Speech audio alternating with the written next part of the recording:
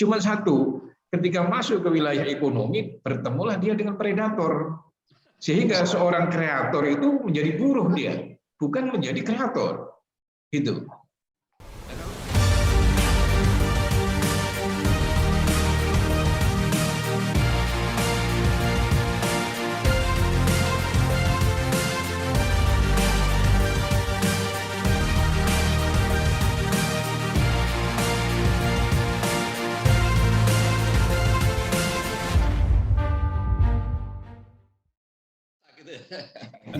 Baik, kita nanti diskusikan ya, teman-teman siapkan pernyataan-pernyataan karena ini penting sekali ya.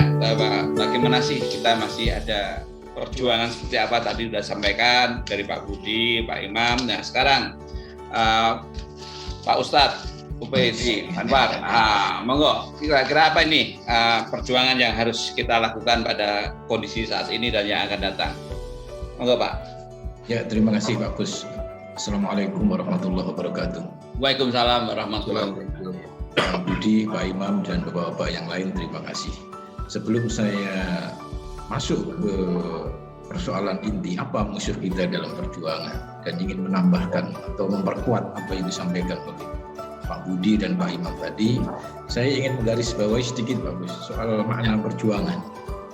Kenapa makna itu penting? Begini, baik dari pengalaman manusia dan riset di laboratorium menemukan bukti bahwa manusia akan semakin mudah menemukan kebahagiaan di tingkat tinggi, punya kekuatan jiwa yang bagus untuk menolak godaan atau memperjuangkan ideologi, dan punya harga diri yang bagus ketika perjalanan batinnya mampu merengkuh makna. Jadi kalau sebelum makna itu masih ecek-ecek katanya. Nah, buktinya gampang kita temukan dari para pendiri bangsa.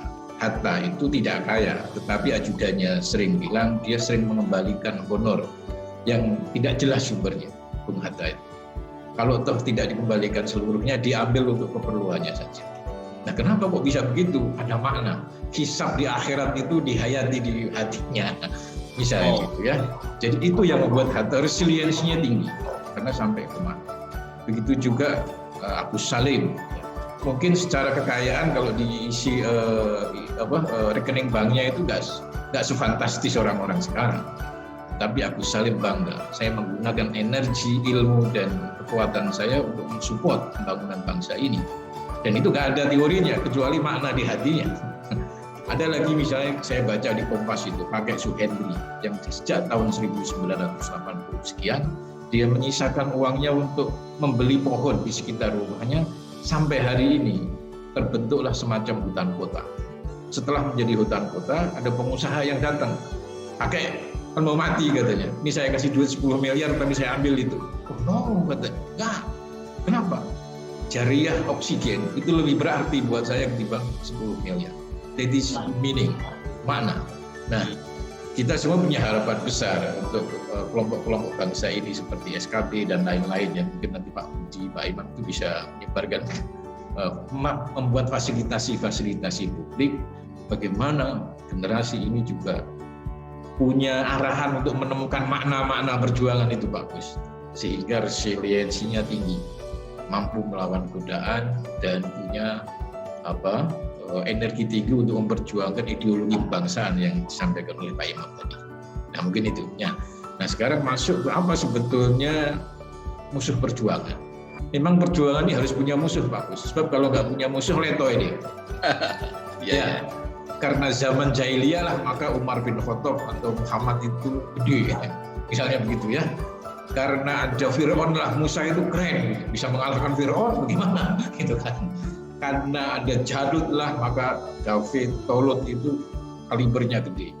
Nah, Soekarno dan seluruh elemen bangsa ini dan pahlawan-pahlawan kita telah mampu mengalahkan penjajahan Belanda, itu kan kalibernya gede. Gitu. Jadi memang harus ada musuh.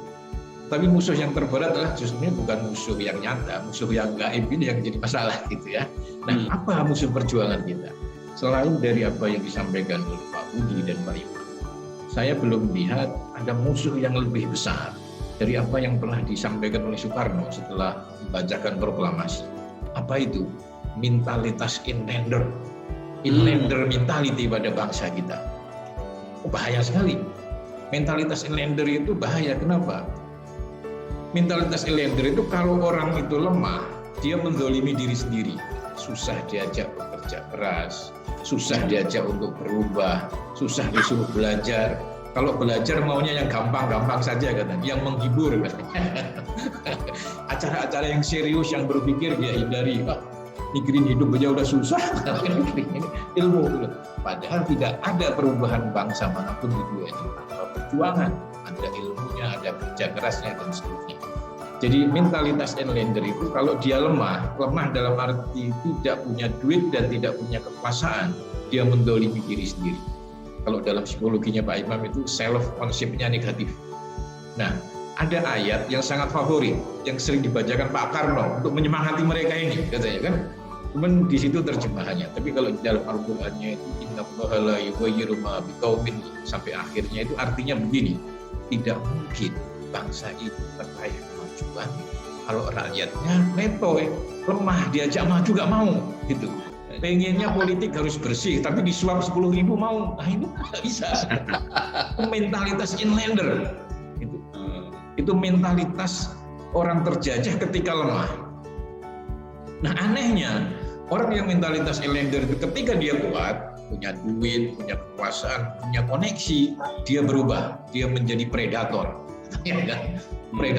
Predator bangsanya sendiri. Jadi mentalitas inlander itu ketika dia kuat menjadi predator, menzolimi orang lain. Zolimun li ghairihi bahasa agamanya. Tapi kalau lemah, dia menzolimi dirinya sendiri. Zolimun li nafsi. Jadi dua-duanya bahaya, musuh perjuangan ini bagi bangsa Indonesia. Nah, kepada predator ini, kelompok-kelompok predator ini Soekarno bilang, gara-gara kalian itu penjajah itu gampang masuk ke Indonesia dan lama di sini ya gara-gara kalian katanya. Kalian tidak memikirkan yang lemah, yang penting asal masuk kantong kalian, selesai itu urusan. Nah, dua-duanya berangkat dari mentalitas inlander, mentalitas kaum terjajah. Nah, ini bahaya. Karena itu menurut saya ini masih menjadi musuh kita bersama. Kenapa? Hari ini kan kita punya problem misalnya apa Pak Gus? Money politik gitu ya.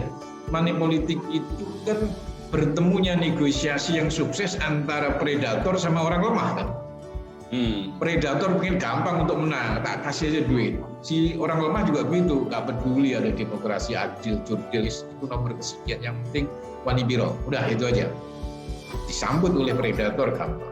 Yang kedua misalnya ada Pak Budi atau Pak Imam tadi ngomong birokrasi kita penuh dengan kolusi korupsi.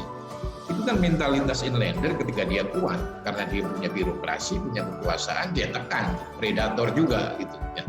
Jadi predator, orang yang menzolimi orang lain dan menzolimi diri sendiri ini menjadi menurut saya musuh perjuangan bangsa Indonesia yang entah sampai kapan kita perlu gelorakan karena itu merusak pembangunan.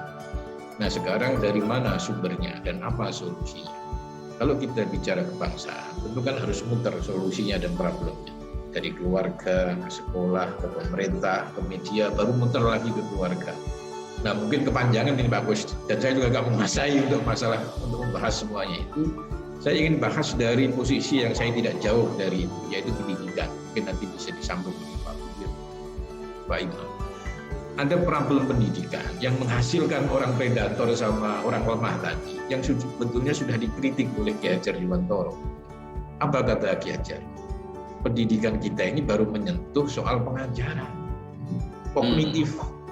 Padahal pengajaran itu baru menyentuh aspek luar dari manusia. Kalau kita bicara hari ini, aspek luar itu apa? Hand in hand, kan?